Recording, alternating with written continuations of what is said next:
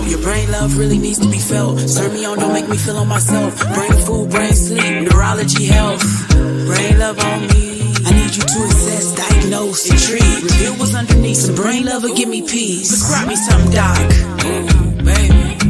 Brain love on me. Brain love. Brain love.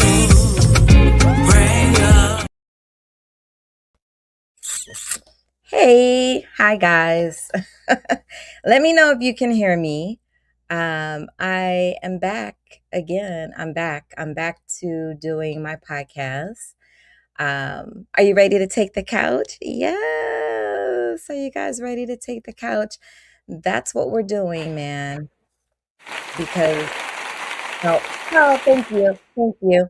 I'm turning 50, and so I think a lot of information needs to be shared with folks about turning 50 tonight. This episode is just an episode with me. It's just an episode with Solo Dolo, Dr. Delvena, and this is kind of not necessarily my return. Last week was my return. I posted an episode about sex solutions. I was a guest. So I'm glad some of you are on. I know I did this and I didn't give anyone a heads up. I did not post about it. It was in my spirit this evening to just do this live podcast. It's been a minute, but sometimes the healer needs healing. Let me say that again. Sometimes the healer needs healing. And also at times you're just busy. And I've just been busy. Praise God. To God be the glory. Busy doing things, consulting, helping people. Not that I wasn't busy previously, but it's a whole different level of busy and trying to modify my schedule. So sometimes a teacher needs time, and sometimes turning 50 turns something in your spirit. So gratitude to my listeners. Please, if you don't mind, share this with other folks. Tonight, I'm going to touch a little bit on some reflective spaces for me. Not necessarily performative, but I do want to talk a little bit about losing my brother days before my birthday, what it felt like to be in Africa, sharing a heavenly birthday with my mother, taking the Africa trip anyway after my brother passed away, and why I chose yellow for my 50th golden jubilee. So, yellow is close to being gold. Yellow is healing, it's light, it's resilience. And also aging as power, not decline. Yes, aging as power and not decline. That is important for us to note. We're aging, we're getting better. It's like fine wine. You're aging, you're not declining. Because listen, what's the other option to aging? If you're not aging, what's happening, right? So the key message tonight is that 50 isn't about slowing down. It's about clarity. It's about boundaries. It's about loving differently and loving better. So in the coming weeks, I'm going to do episodes on aging as a woman, talking about hormones, which I've done that before, sexuality, grief, confidence, reinvention. We're going there on all of those things. So before I dive into it, a couple of people have asked me my thoughts on this whole thing with Iran and Israel. I can share a perspective with you as a psychiatrist in the military. I am not speaking formally for the Army, so please don't get it twisted. I am speaking on my personal perspective. I'm not speaking as a spokesperson for the Army. This is not political. This is me trying to keep it grounded and just being a human being. You guys know I'm a physician. I'm a psychiatrist. I'm also a lieutenant colonel in the Army Reserve. And I am a woman who has personally seen the emotional cost of war. Allow me to say that again. I am a woman who has personally seen the emotional cost of war. So, I play around at times and say that I have PTSD, post-traumatic stress disorder, but I'm really starting to believe that I may have PTSD, seriously. War is not just about geopolitical or geopolitics, it's psychological, and that's kind of the viewpoint I would like to share tonight. Behind every headline, there are families, right? We talk about Russia and Ukraine, Israel. And so now Iran is, well, I wanted to say Iran is in the mix, but Iran has always been in the mix. But I can tell you for sure, personally speaking, that soldiers carry invisible burdens. Let me say that again. Soldiers carry invisible burdens. And if I'm looking back and forth, it's because I'm live on Facebook on two different channels on my Dr. Delvena. If you're not following me there, please go there and follow. I'm live on my Brain Love podcast link for Facebook. I'm live on LinkedIn. I'm live on YouTube, and I'm live on Instagram as well. So soldiers, I was saying, carry invisible burdens. Most of us do, and especially if you've been downrange. And also, civilians carry trauma for generations. Allow me to reiterate, civilians carry trauma for generations. One might say, when a conflict escalates anywhere in the world, the psychological impact ripples far beyond boundaries, far beyond borders. So there is a gargantuan psychological impact. So, what's the tie to mental health? Why am I talking about this as a psychiatrist? Well, I'm talking about it as a psychiatrist because there's a tie to mental health. Anxiety comes from watching the news. I can't tell you how many people I hear every week tell me that they don't watch the news anymore because of the anxiety or the nervousness it creates for them. There's also a vicarious trauma. Many of us can identify with the vicarious trauma that we felt when 9/11 happened. I was a third year student in medical school. It was September 2001. I was in my third year. And so there are vicarious trauma. Some people cannot even watch or see anything that is posted about 9/11. That's called a vicarious trauma. But vicarious trauma could also be a friend who experienced some type of trauma, or seeing someone go through a traumatic experience, or hearing about someone go through a traumatic experience. And as a psychiatrist, I'm hearing about traumatic experiences all the time. And I myself was exposed to trauma in Baghdad, Iraq, back in 2007 and 2008. I remember my first night on the base in Camp Victory, or was I at Camp Liberty? I think I was at Camp Liberty. The first night we were bombed, and I had to run out of my trailer into a shelter. And I stayed there for a few hours until they blew the horn to let us know that we could go back into our trailers. So, needless to say, I did not sleep the entire night. I did not sleep the entire night. I was up the entire night. And so, maybe around 3 o'clock in the morning, I tried to fall asleep so I could get ready to go to clinic that morning. I took a little bit of Benadryl, and that just was not helpful. So I went to work groggy, hungover, felt like I was hungover. So, you know, war also creates a hypervigilance, or trauma creates a hypervigilance, not just war. Any type of trauma can create a vicarious trauma. Can create hypervigilance and also make us fearful.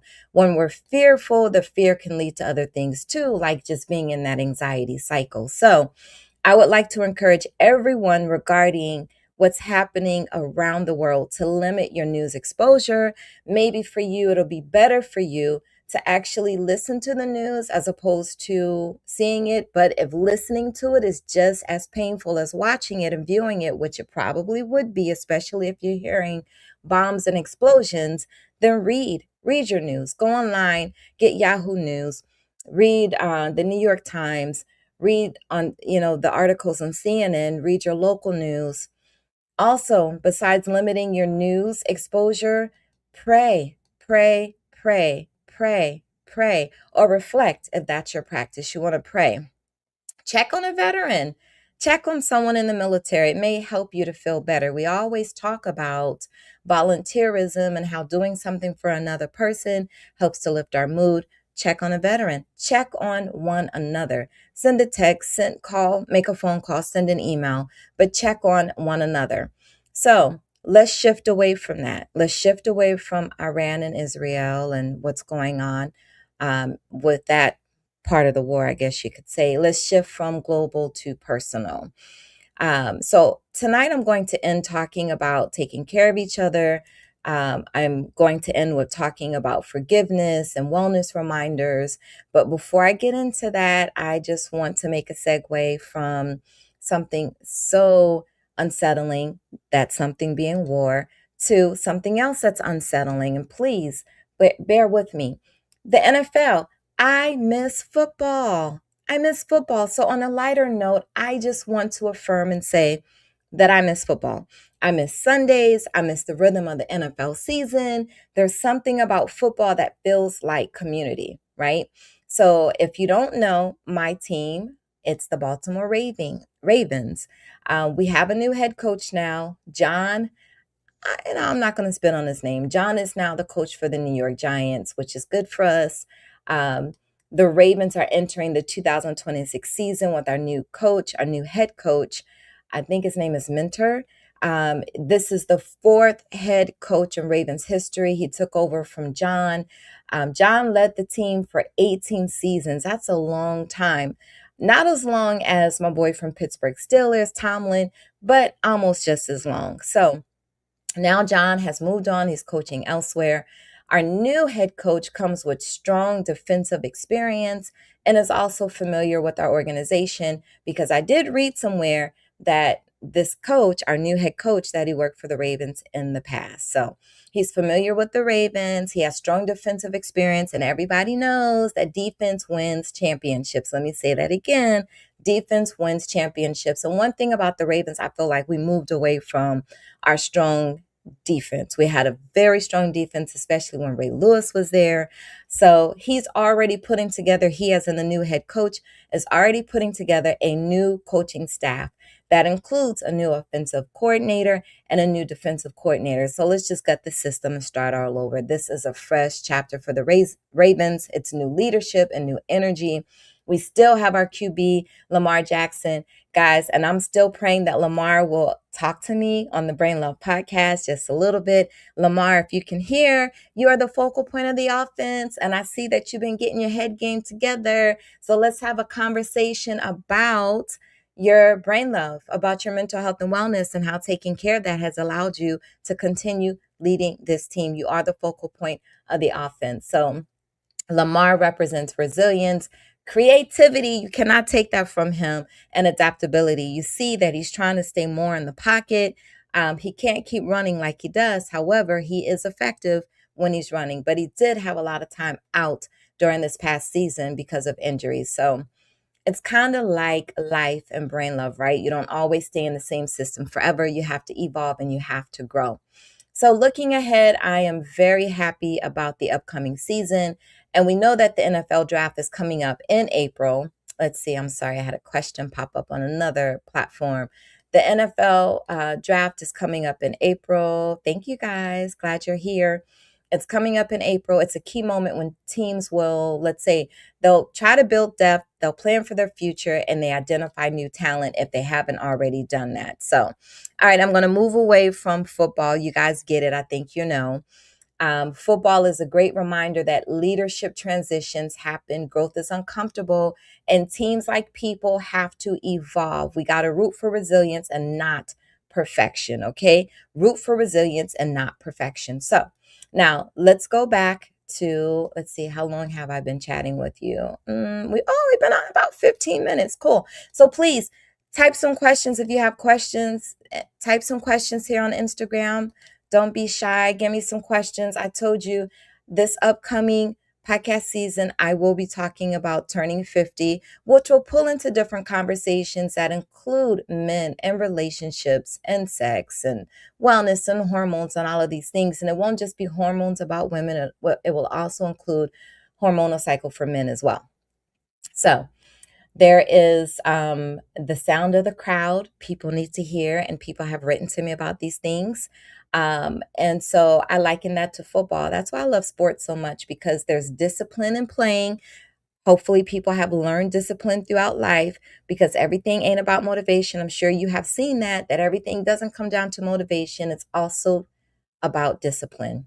All right. And teamwork, because we can't do things by ourselves. So, hey, there's the connection. Now, as I get out of here, let's talk about a couple of things. And this is what I'm noticing, especially when I'm rounding or I'm talking to patients. Forgiveness.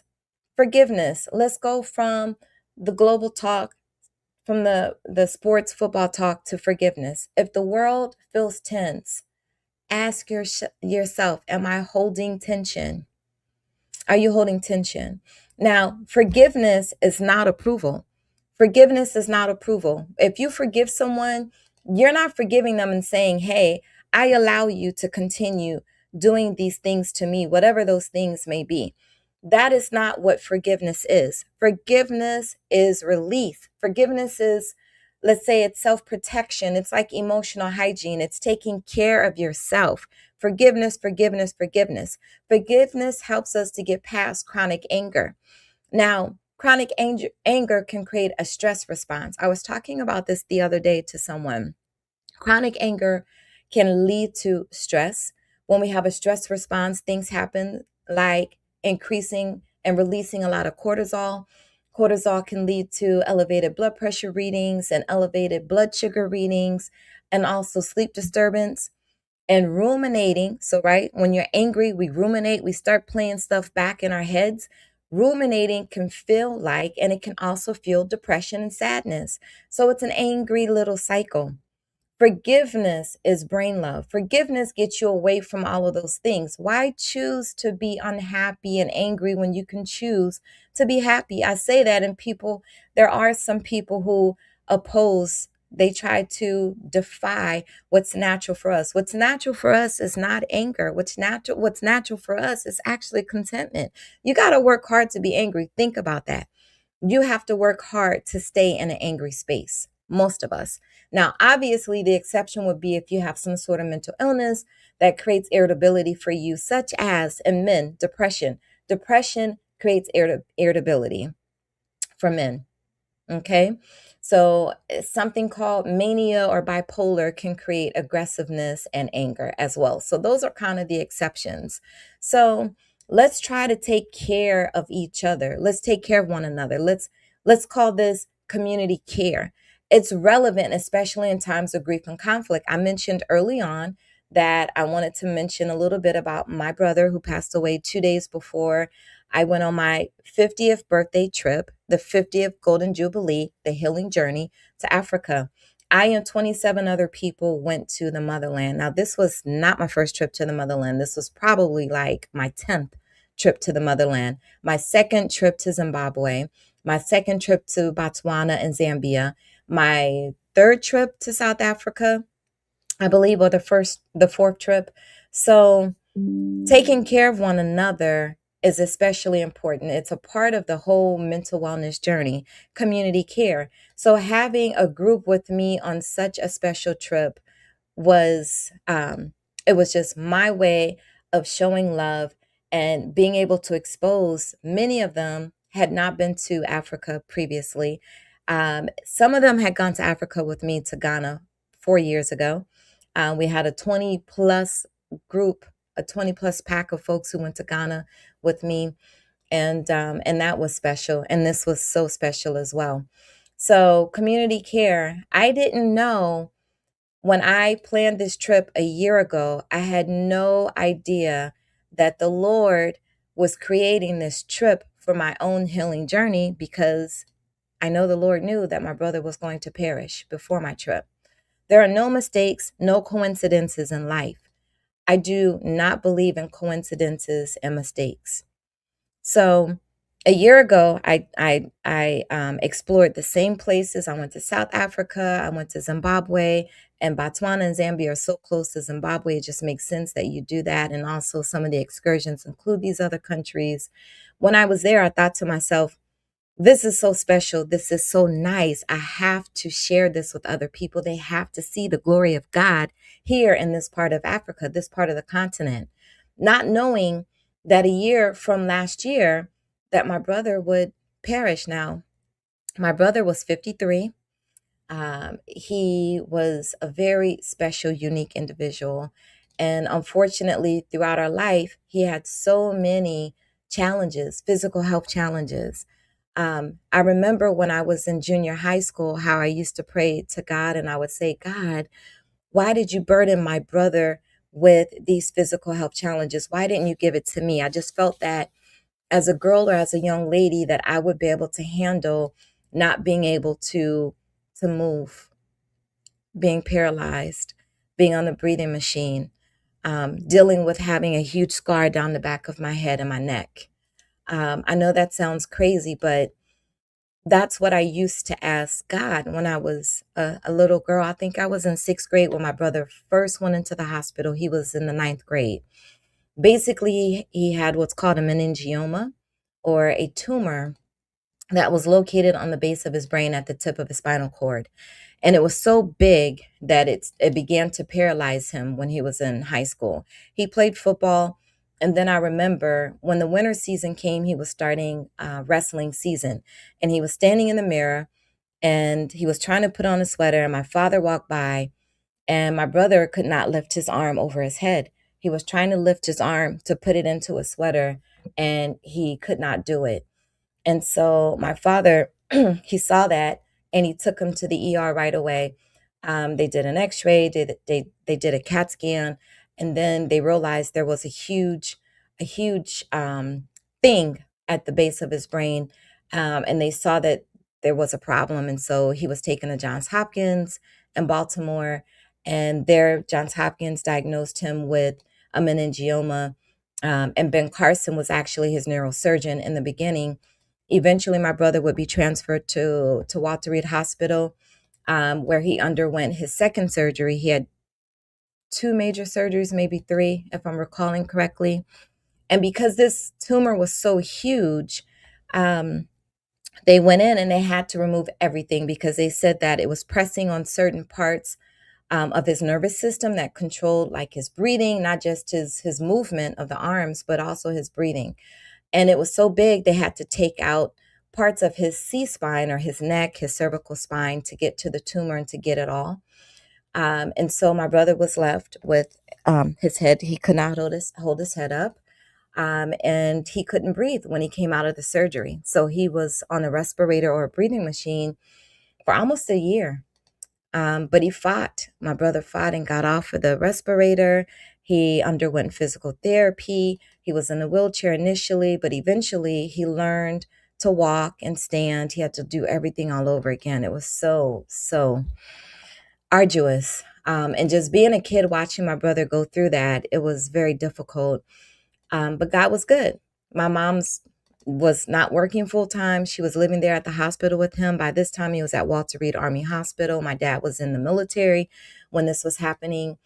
And so I think probably those experiences of me being in the hospital all the time is where my interest in medicine was conceived, I'm pretty sure. So my brother started out early in life with physical health problems. But that part of his medical journey didn't have anything to do with why he succumbed January 26th.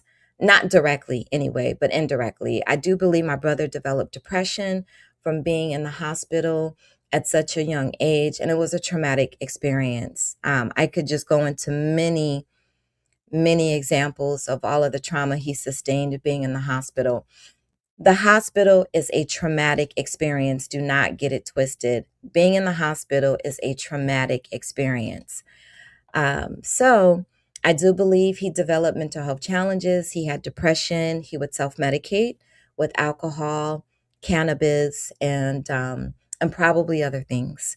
And so by the time he perished at the end of January, he was not drinking alcohol. He wasn't using any type of substances, but he had already experienced so many years of doing that and developed high blood pressure and some other physical health problems. Um, and I also believe he lost his will to live. And the other day I was talking to my uncle, and he mentioned when people don't have a will to live, um, life pretty much is over for them. You have to have a will to live. So that's one of my takeaways tonight to everyone, is to have a will to live. If you don't have a will to live, create one, find one, get one. Alrighty. So let's love on one another. Let's exercise community care. Call someone, check on a strong friend. Bring food. When you cook for someone or you prepare meals for someone, that's special. That means you really care about them. Whenever someone cooks for me, I'm so grateful, not just because I'm greedy, but because I know it's something special. If you're a cook or you're someone who cooks, you know well that it takes a lot to cook for another person. Oh, okay. I don't want to say it takes a lot, like it takes an act of God, but for you to pour out your energy into the food that you're making or creating, that takes a lot. The other weekend, I made homemade chicken noodle soup. And if my son is on here, he's probably like, well, where is it? Where is the homemade chicken noodle soup? I made it somewhere else, but that's neither here nor there. So bring food. When you're talking to someone, lower your tone and increase your empathy. And you can even say to them that healing doesn't always require a lot of extra. When folks come to me, oftentimes they come in and they're like, I need a pill, I need a medication. And I tell them, healing doesn't require a prescription. Sometimes it just requires presence. Sometimes it just requires someone sitting with you and you being heard, you being able to process, you being able to hear yourself process and talk and think and say things out loud. So here's a few wellness reminders before I get out of here because we're hitting 26 minutes. A few wellness reminders. Number one, sleep. Get your sleep, people. Please get your sleep. Visit my page. I have information about my Brain Love books. There's Brain Food and there's Brain Sleep, and you'll see a few posts about that again later.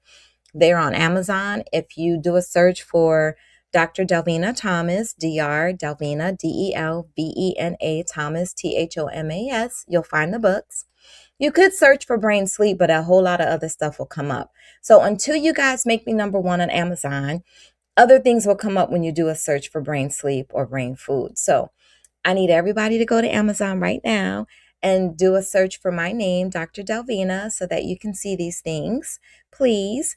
Um, So we got to sleep. We need to hydrate. Hydrate. Do you know so many people do not hydrate with water? I'm saying not with beer, not with soda, not with milk, but with water, agua, H2O. Hydrate. Your brain is made of mostly water. So your brain needs water. You got to hydrate. And also movement. Move. When you go to the store, park far at the other end of the parking lot and walk, walk, walk. Go to the gym. Exercise, stretch at home, do yoga, walk. I'll admit, I am not a fan of being in the gym all the time. However, I try to move as much as possible, but I do need to do better with the movement and the formal exercising. Therapy. Therapy doesn't have to wait until something bad happens. Therapy can be now. Therapy can just be about processing, and especially if you're a Black person in America. Racism is still alive today. We still have issues with racism. We still have challenges with racism. I was talking to someone the other day who is enduring racist moments in her training program. She's training to become a psychologist. I told her my first recollection of racism was in pre-K on the playground. I was the only Black kid on the playground with a bunch of white kids. And I remember they did not allow me to play Dukes of Hazzard. Is it Dukes of Hazzard or Dukes and Hazzard? Dukes of Hazzard, I think. You know, the two brothers, and Daisy was the sister or the cousin, I think. And they had an orange car, orange Charger or something like that.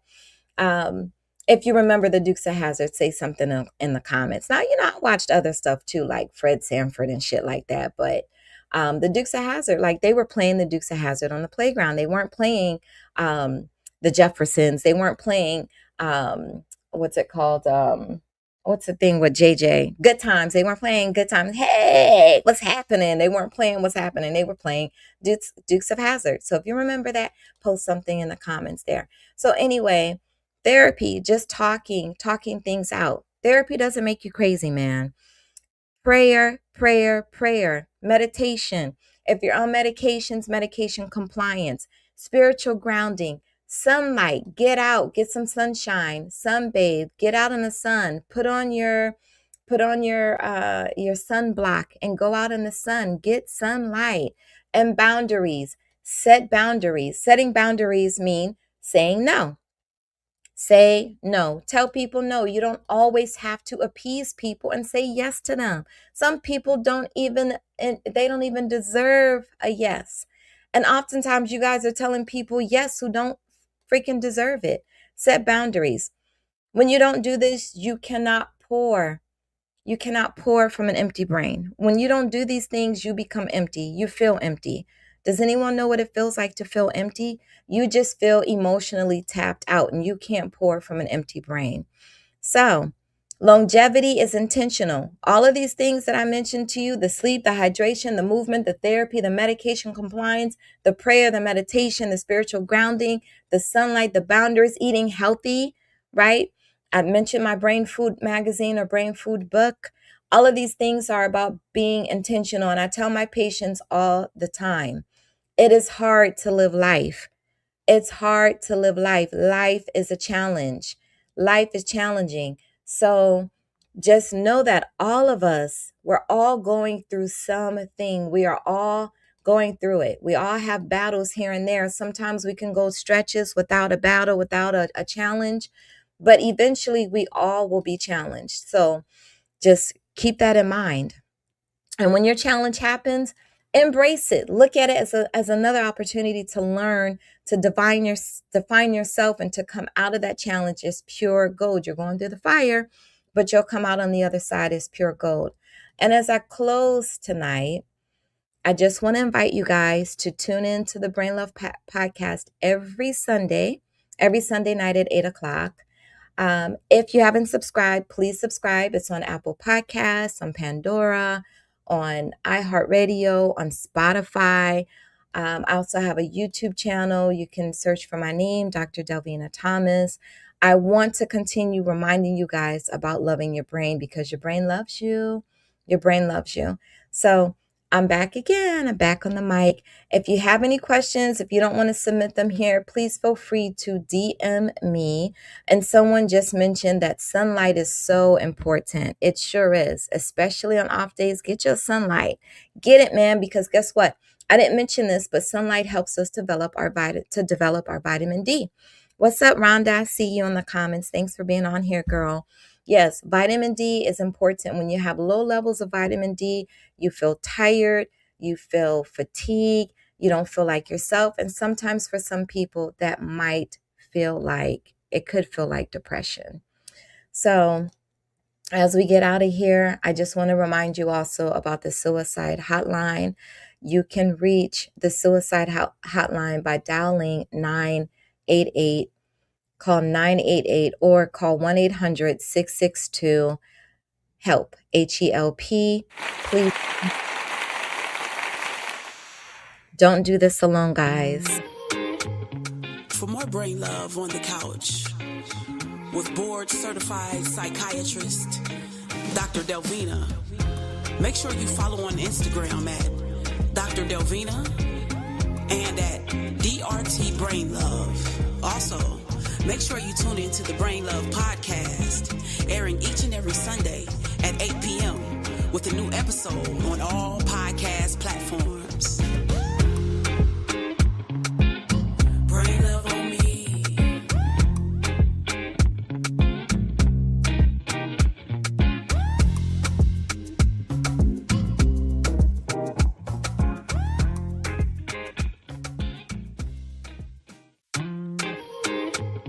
For more brain love on the couch with board-certified psychiatrist, Dr. Delvena, make sure you follow on Instagram at Dr. Delvena and at DRT Brain Love.